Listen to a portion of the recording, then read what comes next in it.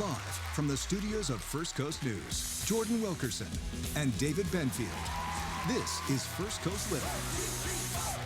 Hello and welcome to First Coast Living. I'm Jordan Wilkerson. And I'm David Benfield. Welcome to the Thursday edition of First Coast Living. It's Thursday, it's Friday Eve. Yeah. We are rolling through this week, and man, it seems like it's going by fast because every day has been so jam-packed. Yeah, we've had some cool stuff. And today is even crazier, I feel like. Behind the scenes, y'all, you have no idea. We just sat down in this chair like literally, they're like, 90 seconds. Okay, I guess we got to get in place. But it's really exciting when that happens. Yeah, I and like it. You can see we've got some folks behind us here, so I think we should just jump right into it. So, I want to get into say what first though because, but I missed out on the opportunity. Let's do it. Ready? Yeah. But first, it's time for Say What? How could I forget? But now, we now know when a veteran who used to call the First Coast home will head to space. That's so cool. This is UNF alum and Marine veteran Luke Delaney. He was selected to be a NASA astronaut in 2021 and went through years of training before he was assigned to a mission. He'll be part of the Crew 13. They're going to be traveling to the International Space Station next month. He's going to serve as the pilot too. How amazing is that? That's so rad. That's a true say what. That's why I'm like, no, we'd roll it back and say what? That's so cool, man. Congratulations, Dan. I That is know. really cool. What would be really cool too is after the fact. I know everyone's going to probably try to get an interview, but it'd be awesome to get him in. Yes, I'd love to have him in an interview. Hopefully and talk one about day. Going to space. We have had an astronaut on once before. Remember that was super cool, and like I was geeking out. And he's local though, Yes, right? he is, We need to have him back. We should have him back. We should. But you know what? I think it's time to keep this train rolling, right? Let's go. Let's head this way. You know where we're going. Stop living in the Winn-Dixie kitchen. Brought to you by ProCraft Cabinetry. And today we are joined by General Manager Ember and Iron, Certified Sommelier Brian Maston. Hello, good sir. Good to see you. Thanks for having me. Thank I'm you excited for to be being here. Listen, thanks for bringing the goods. Of course. You guys offered up the exquisite hospitality when we were with you guys, and we really do appreciate it. So before we get into the wine and stuff like that, just tell us a little bit about Ember and Iron. Sure. Ember and Iron, we just celebrated our 5-year anniversary, so it's an exciting time for the restaurant group. We're in the middle of expanding as a restaurant group, so I'm so excited to be here. Thanks for having me. It's our pleasure. We focus on live fire cooking. We have an 8-foot custom-built Grills by Demand grill, and I always tell guests we don't even cook with charcoal. Every week we receive an oak log delivery. Whoa. So it's great. That's Some cooks cool. even come to train how to cook on live fire grills just with us. That's great. awesome. And wine is really big. You brought some, and we're seeing videos here of you doing wine tastings? Yeah, wine tastings, wine service. I'm kind of like the head wine guy at the restaurant. So you are a sommelier. So tell us what a certified sommelier is and what you do. Yeah, a sommelier is basically just a wine professional who works at a restaurant, and our only job is to help you choose wine. And I can pair wine with the food. I can show you new things. Sommelier is also in charge of staff education. And I'll tell you, there's worse things to study. It's fun. Yeah, no kidding. All right, so why is it important to have a sommelier in a restaurant? And then while we're doing that, let's talk about some wine. Sure. Well, in the glass, I have the Capo Zafferano Cabernet Sauvignon from the Veneto. I think it's important to have a sommelier at a restaurant, honestly, because of this wine in the glass, because I can help select things that guests are familiar with, high quality, but also great value. This is $10 a glass, and it's Cabernet Sauvignon in a way that maybe some people haven't experienced it before. Everyone knows California Cab and so on and so on. Here, our house cab, $10 a glass from Italy. It's great. It smells delicious. Italian wines. All right, let's try it. Let's try it. Cheers, y'all. Cheers. Thank you so much. And it's important to have a sommelier at a restaurant because sometimes when you're selecting wine, it feels like a bet, right? I'm about to spend 40, 50 or more on a bottle of wine. Am I going to like it? Right. So my job is to really listen to you, guide you, and purchasing wine and choosing wine is about trust, right? So since I've been at Ember and Iron, I've been creating that relationship with our guests. That is, it's fun. Yeah, this is nice. That's ridiculous for $10. Yep, right? No, good. I'm serious. That's really good. Yeah. Yeah, you wouldn't expect that, really. Yeah, I'm proud of it. Yeah, okay, so really what are some key things that people should know when we're selecting our wines at the restaurant as we move on? I think one of the things you need to know about Ember and Iron is that we have an extremely educated staff. A wine program doesn't matter if you don't have an educated staff that stands behind it. I'm there to help as well, and I think one of the important things to know that wine is not pretentious. Wine is for everyone, so the only thing you need to know is select the wine that you like. That's the only rule. It's a pretty easy rule. Okay, so can you teach us what to look for when we're tasting wine? For sure. I think a lot of times when you pour that first taste, you're kind of inspecting it to, just for quality. And, you know, like a lot of times that first smell is just like, wow, is this how you described it? And hopefully it is. But really, I think you can't select a wine without the help of the staff at the restaurant. Of course, you can stick to your favorite grapes or your favorite regions. Sure. But when it comes to pairing wine with food, it really is a dialogue, and that's important. It seems like an art. You know, there's an art to it. Yeah, in a way, somewhere right? between an art and a craft. There you go. Absolutely, absolutely. And tell us about your wine program. Our wine program is really unique because, of course, value is at the forefront of what we do. Quality is our greatest focus. But especially in St. Johns County, we want to be at the forefront of like kind of the emerging wine market. And I see it every single night on the restaurant floor. Wine interest is growing. People come to the restaurant not just for our incredible cocktail program, not just for our bourbon selection. Of course, the food is world class, and at a restaurant, you need to have world class food. But the wine program is really, really great. It's extremely diverse. It's an international list, and you can kind of get into any bottle you are interested in without breaking the bank. And that's something that makes me very proud. That is cool. All right, Brian, thank you so very much for being here today. Hey, it's my pleasure. Appreciate it. Thank you so Cheers much. again. Really, really fun. Cheers. Yes. Here Hope we to go. see you at the restaurant soon. All right, and so Cheers. you're in our house, right? So why don't we go take a look at your house? Let's do it. Let's go to Ember and Iron. Check it out. Cheers.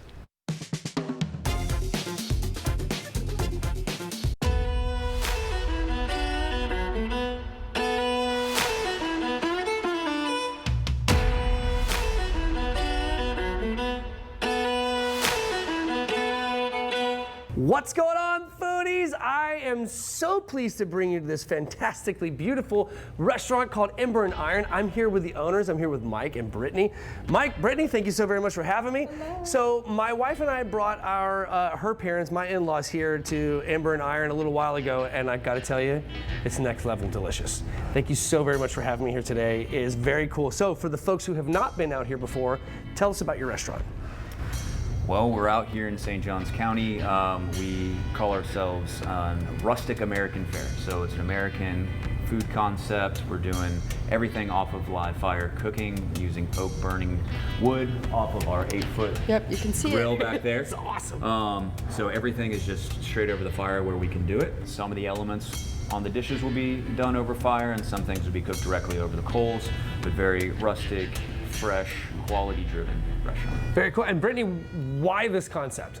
We love St. Johns County. Mike and I grew up in Jacksonville, and so, funny story, we moved into our neighborhood that's close down to the river, and we all kind of moved in at the same time. So we had a few neighbors, and we all move in, and we're like, hey, how are you? Hey, and everybody's like, you guys are from here, right? Where do you eat around here?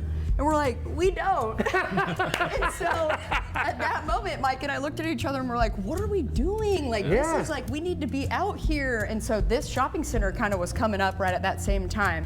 Knew we wanted to do something with live fire. Where do we put it? And it was kind of just like a light bulb. So we chose St. Johns County in our community, feeding our people, and that's what we do every day, and we absolutely love it. You are succeeding. It is beautiful. The restaurant itself is absolutely gorgeous. It's very, very cool. The bar is super neat. All right, chef, without further ado, let's jump into the food. All right. All right, what do we start with? So I'm going to Best start part. you off right here with our cornbread. Yes. Skillet cornbread. Dude, I'm just going to go old school style and just hit Yes. it. If you would like, we serve it with our house-made pepper jelly Ooh. with honey butter. Don't be afraid of it. Don't be afraid of it. Let's get just some of the little jam here real quick. Let me hit it. Oh my God. When we first opened, Who this taught you was how to make like- cornbread? Yeah, that's actually a question people would ask when we first opened. They're like, I'm from who the South. made I this? learned how to Yeah. very early on. Yeah. Dude, it's perfect. It's balanced all the way through. That is next level cool. You're gonna have to come down here and try that yourself. Like seriously, that is just delicious. All right, what do we have here? Let's So go. next, we're going to move on to our beef tartare. It's served over our grilled sourdough bread. It's beef tenderloin. Yeah. Diced it up very small. Has caramelized garlic. It has crispy shallots, a touch of lemon, and it's finished off with a cured egg yolk, which is really special because you cure the egg yolk and it gives you the effect of Parmesan cheese without actually using any Parmesan cheese. That is so rad. I've never even heard of that before. We're turning eggs into cheese. Here we go. That's so cool, man. That is You saw it amazing. here first. Okay, yeah, exactly. Hold on, I'm gonna put these to the side. Let's keep going. Listen, that will get eaten. Hold on. Sure. All right, where are we going next? So I'm going to move you on to this roasted whole bronzino. We recently brought this back to the menu. Mediterranean fish done in a Mediterranean style. We roast it whole in our hearth grill. Just Go for dig it. right Just into get it. right into it. Yeah, Oh, it's look got at that. a really beautiful toasted chickpea Mediterranean salad on the bottom. Oh my goodness. This is a really big dish for our hearth that I think not everybody thinks about. When they think of a hearth grill, they think of steaks, they think of our half chicken, they think of our burgers, our ribeye. But this is so special because of the heat that hearth brings. If you look behind you, the hearth has that oven, and so that fire feeds that oven, and that oven gets to what, 600 plus degrees? 600 plus. So the fish could be great in a pan, but by putting it in that 600-degree oven, you are really crisping up that skin while keeping the center super moist. That is that's crazy good. And there's like rosemary in there too? Yeah, we stuff the cavity with lemon, rosemary, and thyme, fresh herbs. On the top, you have red bell pepper, Kalamata olives, God, it's so a little bit of good. lemon. Oh, goodness. It's a very Mediterranean take on a fish. We're gonna hold on to you for just a second. That is crazy good, man. Okay, so last but not least. Now, Been eyeballing this the whole time. I know. now we're going to move on to what has arguably been our most popular dish on the menu since we've opened. This is going to be our grilled hanger steak. It's prime grade, served with our So good. chimichurri sauce. The potatoes are pretty special, so those are twice fried. We smash them. Look how cool this is. Toss them in a rosemary butter, finished with Parmesan cheese. It's just a ton of flavor on a really, really good quality piece of meat that's just done very simply. It's the crisp. It's the crisp. You crunch into it. It's addicting. You keep wanting more. It never ends. Oh my God, this got me giggling like crazy. I can't even stop. It makes you want to use bad words because it's so good. It does. Finger licking good. Man, that's crazy. The potatoes are so silly. Okay. I'm gonna keep eating. While I eat, tell us where we can find you and then how we can find you online as well. I'm just gonna keep eating. This is silly. Easiest ways to find us is going to be online at our website, emberandiron.com, on Instagram, and yeah, we're all over. I promise none of this is going to waste, especially this one. I'm sorry, this one's for me, right? So if you, like, seriously, come out to Ember and Iron. Please do yourself the favor. Brittany and Mike have done such a fantastic job. The ambiance here is wonderful. The cocktails are absolutely amazing. The food is stop it good. So make sure that you come out and check them out. And if you want to see segments like this again or others like it, just head over to First Coast News Plus. Oh my God, thank you so much, man. Thank you. Well, there's a new exhibition at the Museum of Contemporary Art, or MoCA. It's called the American Century. So let's welcome the Deputy Director of Curatorial Affairs and Senior Curator at MoCA. We have got Ilva Rouse. Great to see you. Thank you so much for joining us. The same. Yeah, Happy to be here. it's so fun to have you here and highlighting new things that are happening. And this is actually going to be going on till March of next year, right? Yes, we so just plenty of opened it. time to see it. So it's part of America 250 celebrations. Tell us more about it. Yeah, so it's called the American Century, as you said, and it kind of it celebrates the moment that the center of the art world moved post-war from Paris. You know, earlier the 19th century, Right. everybody had to go to Paris, including American artists, and it moves to New York, and the group there of artists are called abstract expressionists, and they transformed the art world internationally. Wow. Yeah.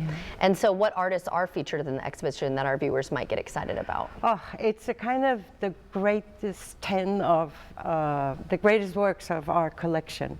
So there are a lot of favorites there of the public. It's Calder's Mobile, it's Keith Haring's funny sculptures, yeah, Joan Mitchell, Jasper Johns, lots of big hits. Yeah, yeah. If you're in the art world, you know who those folks are. Yeah. And we were seeing some of the pictures there. It's absolutely beautiful. I mean, you guys always do a great job putting stuff together like this. How does the exhibition tie into MoCA's American 250th celebration? Well, it's an opportunity to think about, you know, we call it American Century because that's what it was called in the art world when these really crazy artists in New York just put everything on its head, and from there have influenced the way we speak about art in our times, the way we think about art. You know, everything comes after abstract expressionists. Right. Pop art, everybody knows pop art. conceptual art, minimalism, everything just kinds Wow. of, and the exhibition takes you through these moments till today. Are there any programs at the museum related? Yes, many. The first one coming is actually Coffee with a Curator. That's me. Cool. Next Saturday. So everybody's welcome. It's coffee, as it says, coffee with pastries, and then we talk a little bit about the exhibition and then take a walk through. Wonderful. And then how can folks learn more about the exhibition and plan their visit to see it in person? And I understand you have free access during ViStar Free Saturday and museum night. Yes, Very and first and third Wednesdays. Okay, great. Art walk. Yes, that's right. So that's always free. And you can go to, just put in Mocha Jacks and Google will find it for you. Yeah, I believe we do have it on the screen there as well. Good. Well, Ilva, so great to see you again. Thank you so much for joining us until March 7th they have, right? Yes. Of next year. So no excuses. No you all go excuses. check it out. Plenty of time. Thank you so much again for joining us, and Thank great you. job, of course. David, what do we have coming up? All right, guys, stick around. We'll be sitting down with the St. Johns County Chamber of Commerce Foundation to talk about their upcoming event, Denim and Diamonds. Plus, super friend of the show, Caitlin from Fun for First Coast Kids, joins us to talk about a family fun forecast. Stick around. We'll be right back.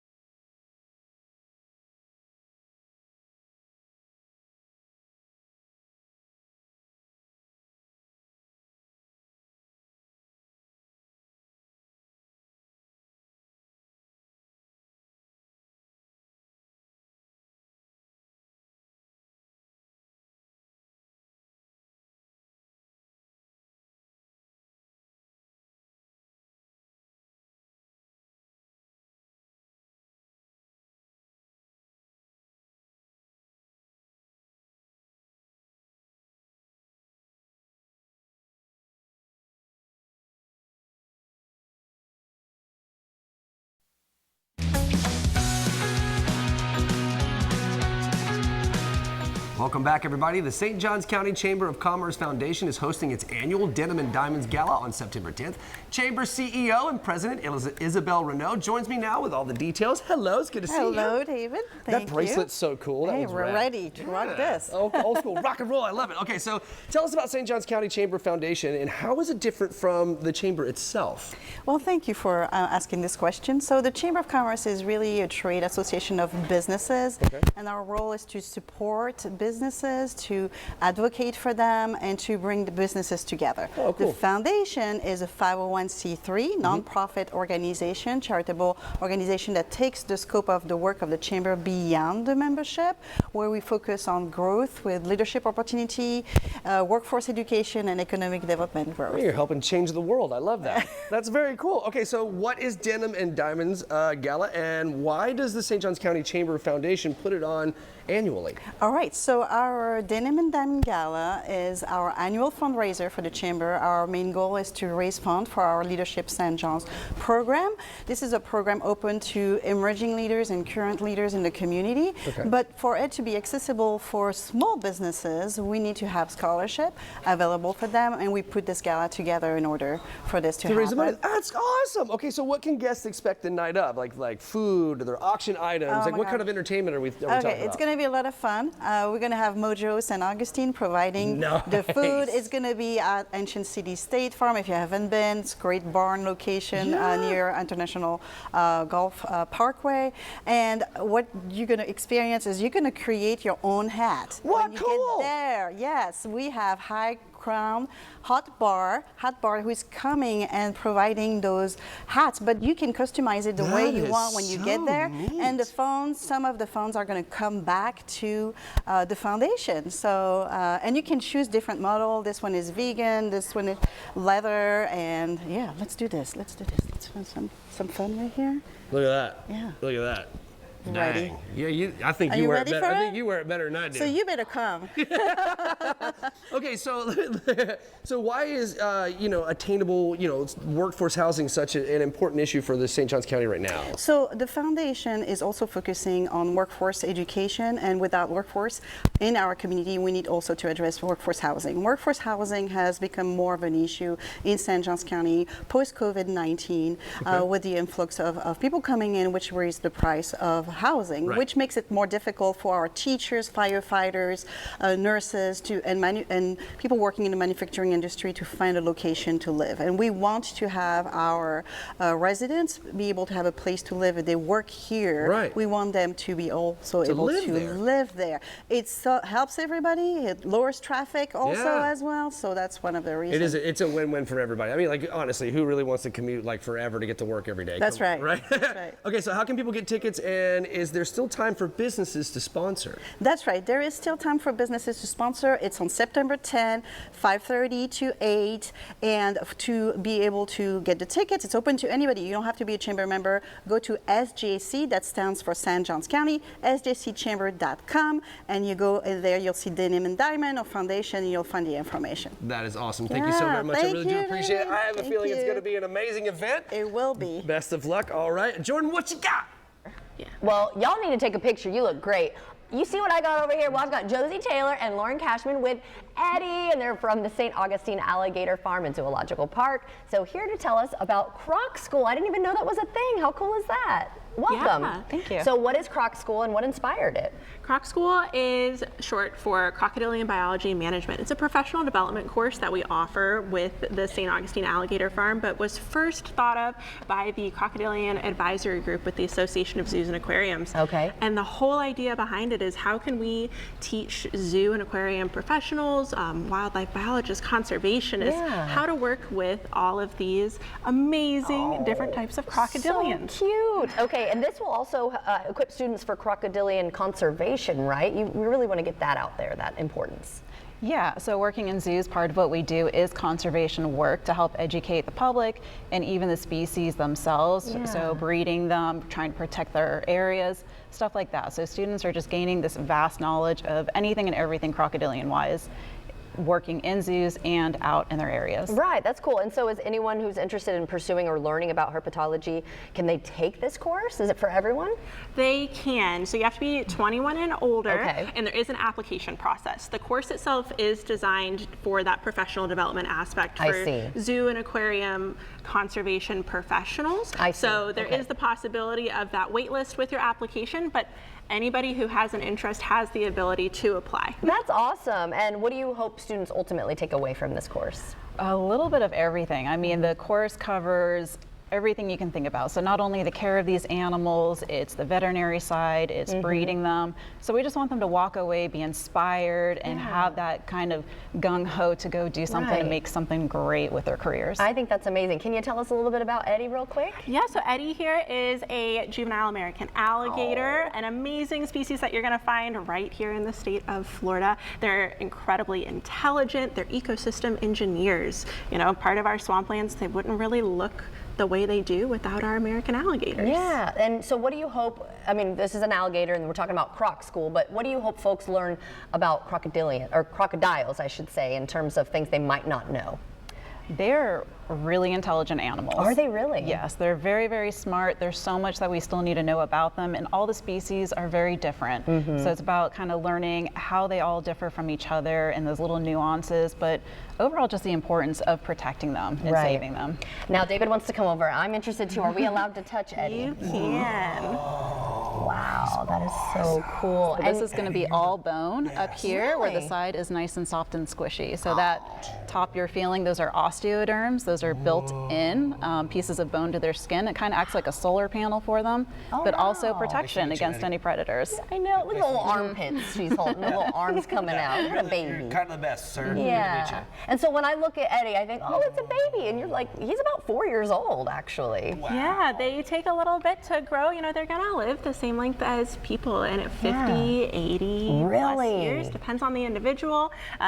So they are around for quite some time, and incredibly awesome to see them. You can grow see to some those of the big sizes. ones here behind me. This is actually a live look from the St. Augustine Alligator Farm and Zoological Park. Okay. We've done a lot of segments with y'all. It is so fun. Not only can you go check out the animals, you've got the zip lining and different experiences you can have, like with the sloths and the tortoises. And so it's just so fun to head out there. If you have not been, even if it's been a while, you're going to see something new there. So if folks want a little bit more information on everything, where can they go?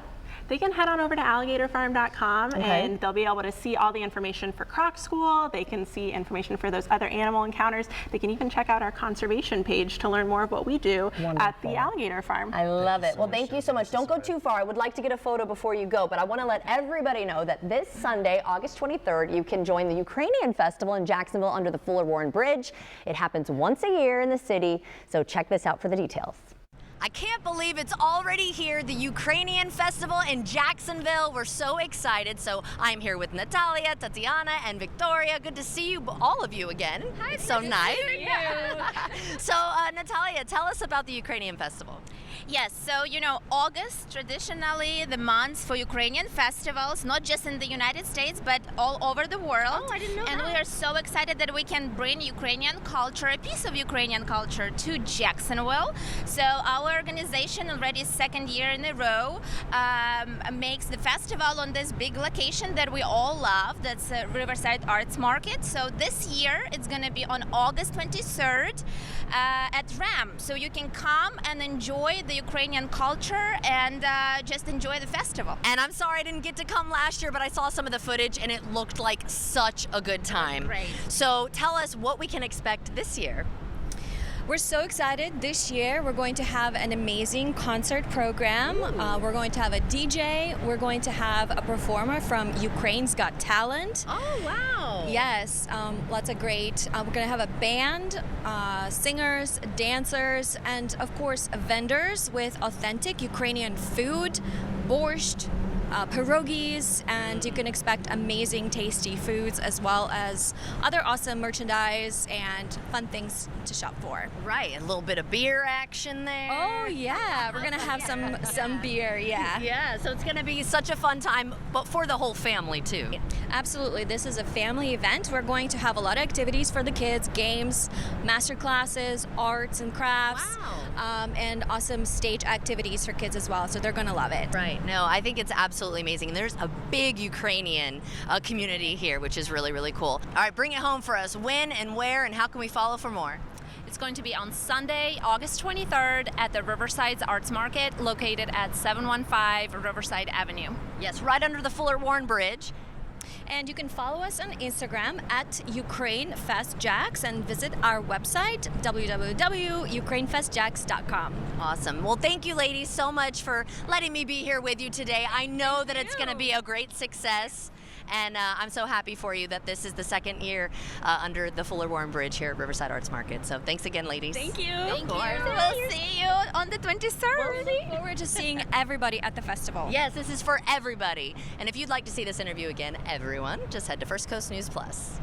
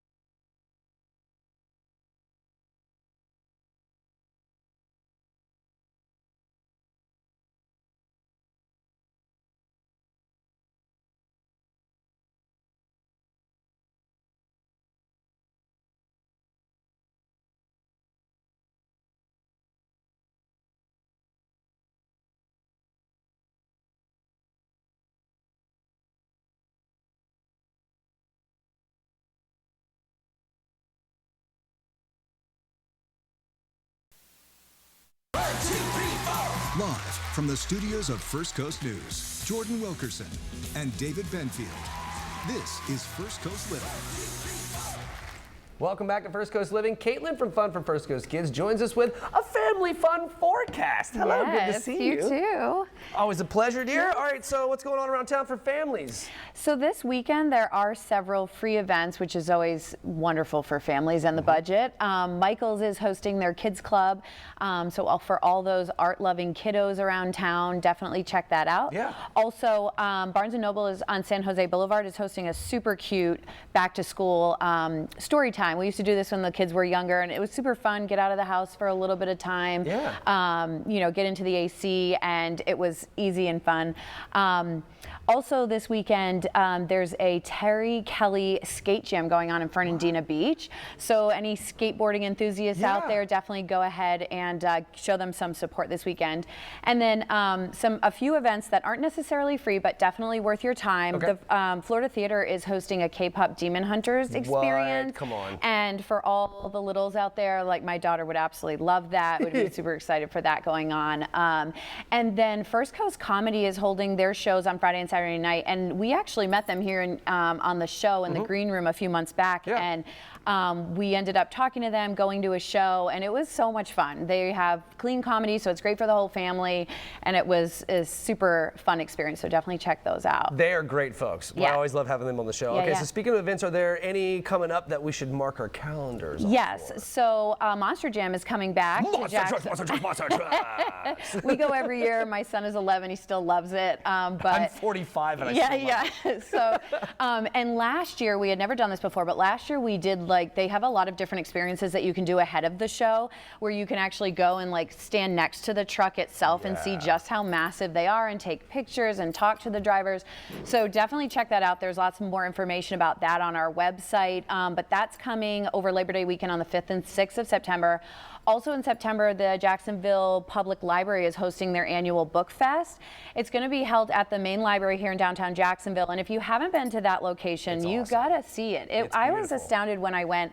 It's beautiful. They have an awesome teen area that's separate from their children's area. They have this whole theater in their children's area. It's awesome. So definitely check it out. They're going to have face painting and a photo booth and scavenger hunts, lots of fun activities. So that's happening in September. And then of course, we're already starting to put up some fall festivals happening the end of September. So definitely check out our calendar and our What's Happening section, because there's a lot that's popping up. Yeah, this time of year is incredibly busy, right? As the weather starts to cool down a little bit, and super summer gives way to just regular summer. Absolutely right. We tend to be getting back out there. Okay, so let me ask you a little bit of a personal question. What are y'all doing this weekend? So yesterday was my 40th birthday. What? Congratulations, happy birthday. Thank you. And I spent it in the dentist's office with my son. So so this weekend we're going to head over to Conagry and Penn, and we've never been, but they always host really neat events throughout the season.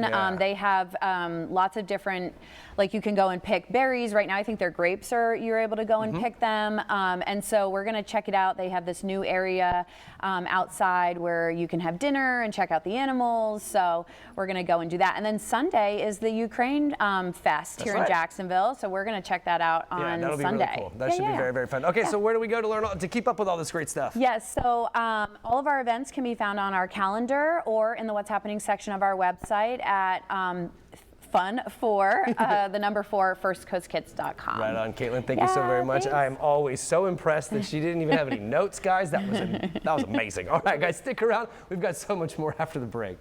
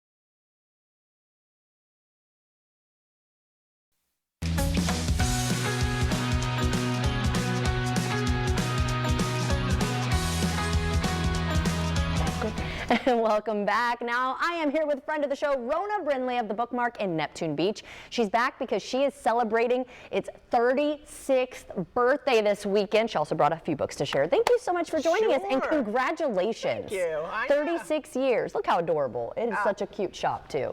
Yeah, if you haven't been, you got to go check it out. I'm telling you, part of my staff is younger than the bookstore. Oh my gosh, that's hilarious. But what an accomplishment. Thank you. So before we get into some of the books that you brought here today, you're going to be doing some festivities. We are. I think any birthday is worth celebrating. Yes. 36 years, you know, young for a person, old for a bookstore. But there you go. So this Saturday, just a couple of days, starting at 9 in the morning, we're going to have treats all day. We're going to have a cake, of course. We're going to have prizes, giveaway. As the day progresses, we'll pop some bubbly, and, you know, we're going to make it a party. But we're also having books, obviously. You know, it's the Bookmark. So we're going to start at 9 a.m. with story time with Mrs. Britton. And she just does an amazing job. So we picked the obvious choice with It's My Bird Day. This is Mo Willems, who does all the pigeon books, like Don't Let the Pigeon Drive the Bus and all those wonderful books. Yeah. And in this book, Bird decides, you know, he wants to have it only be his day, but then he realizes it's more fun to celebrate with other people. And that's kind of what we think. We want to use this as an opportunity to say thank you. For, you know, we couldn't be here without all of our great customers and friends, so Bird Day is perfect. Cute. And this is Mrs. Britt's new favorite book. It changes every other day, but you know, The Cow in the Dark at Night, and the cow makes a run, you know. He does a jailbreak and he gets out of his pen and he wants to see what happens at night. So he goes exploring all around at night. It's got a great ending. I'm not going to ruin it. But kids' books don't always have an ending. This one has a great ending. I can see that there's a UFO here, though, so that's a kind of There is a UFO. Oh, so yeah. Oh, yeah, still, you have to see what that means. Okay. And then our first author is going to be there, Nancy Stone, Glow. This is a young adult book, middle grade actually, a little younger even.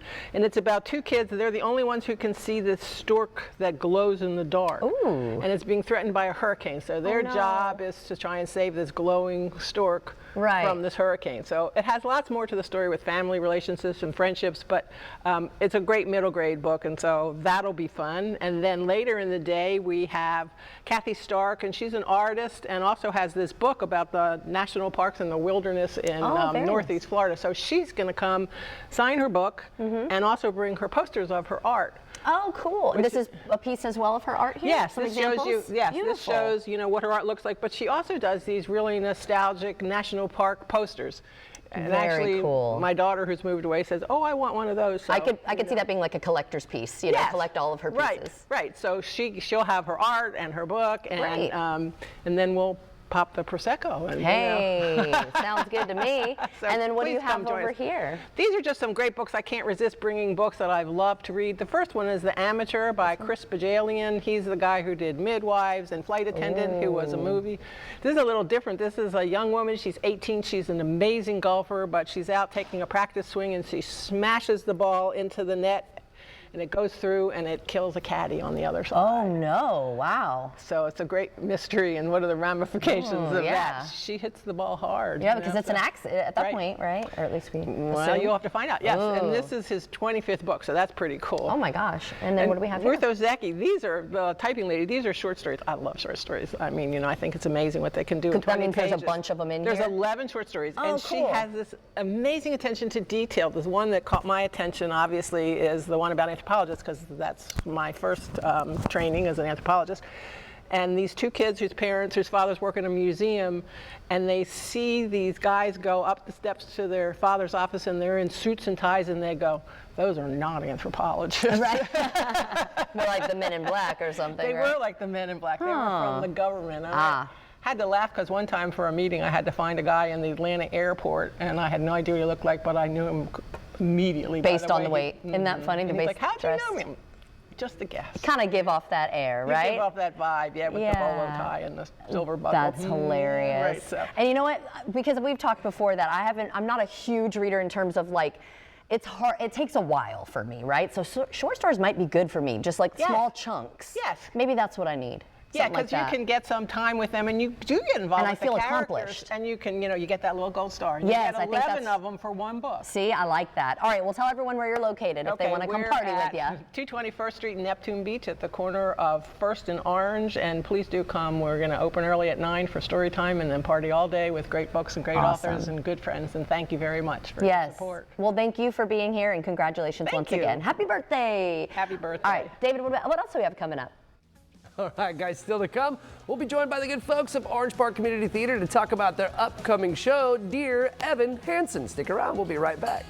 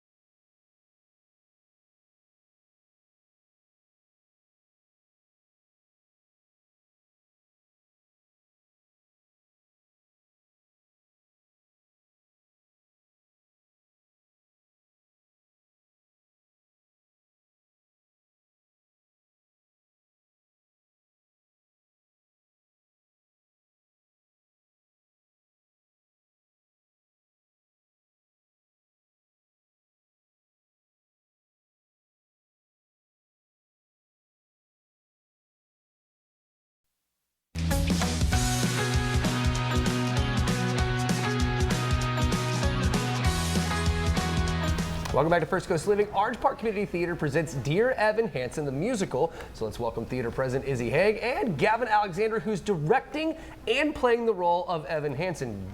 Dang. Welcome, guys. All right, Izzy, so tell us a little bit about Dear Evan Hansen. Well, it's a beautiful, beautiful musical. It's about a teenage boy who really is trying to find himself. He's struggling with things that a lot of people struggle with anxiety and loneliness and just connection with others. There's a misunderstanding, and really the story is about him kind of navigating through that and the choices that he makes. Yeah. And it has all the feels, it has you laughing and crying, and it has kind of like the whole gambit. So it's a really beautiful show. Okay, so what do you hope audiences take away from this production?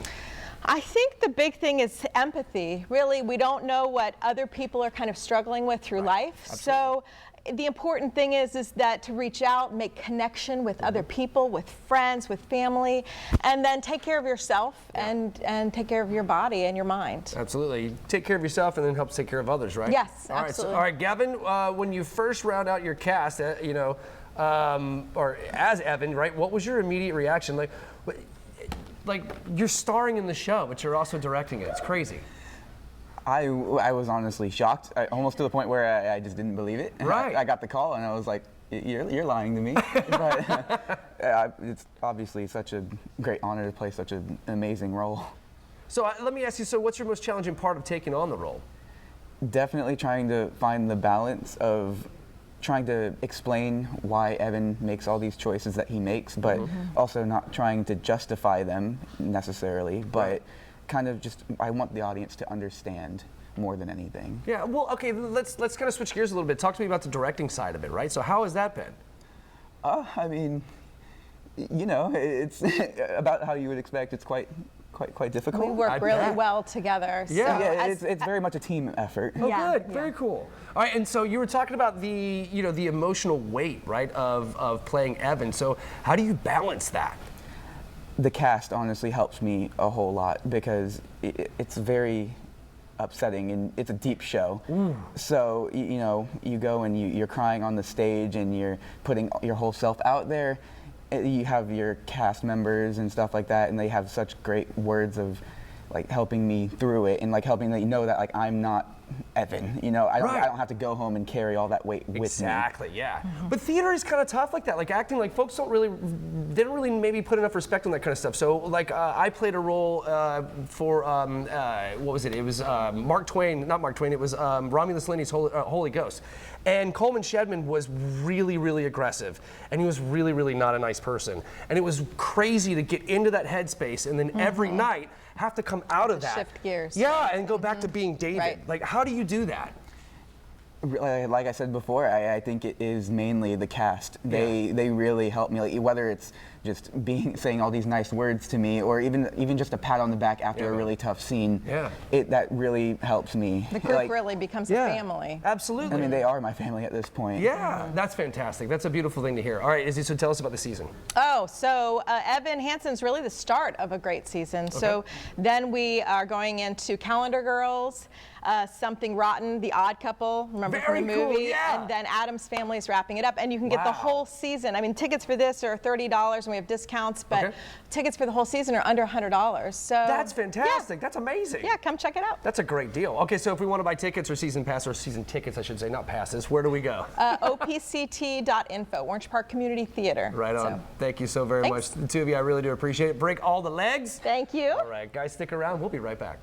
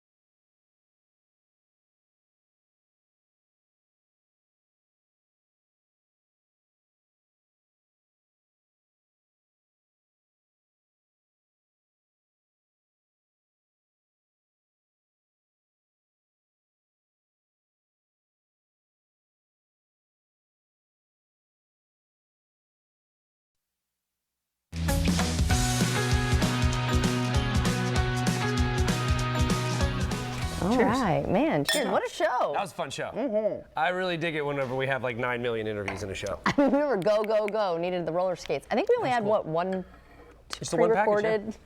Yeah. Everything was live. I love that, though, like you're saying. It makes the show kind of run, like, I don't know. It's like very mechanical, just one thing to the next, and it's just very dynamic. Over. And then it's over.